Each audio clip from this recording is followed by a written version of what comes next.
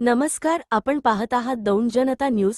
महिला दिनानिमित्त महिलांच्या सन्मानासाठी वरवंड परिसरात एक विशेष आणि प्रेरणादायी कार्यक्रमाचे आयोजन 9 मार्च 2026 रोजी करण्यात आले। पुणे जिल्हा दूध उत्पादक संघाचे माजी व्हाईस चेअरमन राहुल रामदास दिवेकर यांच्या पुढाकारातून आणि राहुल दादा दिवेकर युथ फाउंडेशनच्या वतीने महिलांसाठी खास होम मिनिस्टर या मनोरंजनात्मक कार्यक्रमाचे आयोजन करण्यात आले होते। महिलांच्या कर्तृत्वाला सलाम करत त्यांना प्रोत्साहन देण्याच्या उद्देशाने हा कार्यक्रम आयोजित करण्यात आला होता। या कार्यक्रमाला परिसरातील महिलांचा मोठ्या उत्साहात प्रतिसाद मिळाला। विविध वयोगटातील महिलांनी मोठ्या संख्येने सहभाग घेत कार्यक्रमाची रंगत आणखी वाढवली। कार्यक्रमामध्ये महिलांसाठी विविध मनोरंजनात्मक खेळ, स्पर्धा आणि उपक्रमांचे आयोजन करण्यात आले होते। या स्पर्धांमध्ये महिलांनी उत्साहाने सहभाग घेतला। जिंकणाऱ्या महिलांना आकर्षक बक्षिसे देण्यात आली, तसेच अनेक महिलांना पैठणी साड्या देऊन सन्मानित करण्यात आले।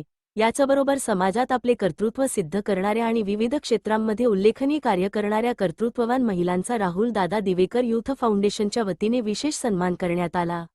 महिलांच्या या गौरव सोहळ्यामुळे कार्यक्रमात उपस्थित असलेल्या सर्व महिलांमध्ये आनंदाचे आणि अभिमानाचे वातावरण पाहायला मिळाले।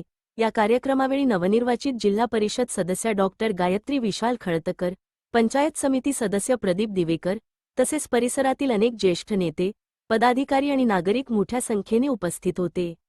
या कार्यक्रमाबाबत बोलताना राहुल रामदास दिवेकर यांनी सांगितले की समाजाच्या जडणघडणीत महिलांचे योगदान अतुलनीय आहे। महिलांना सन्मान, प्रोत्साहन आणि योग्य व्यासपीठ मिळणे अत्यंत गरजेचे आहे।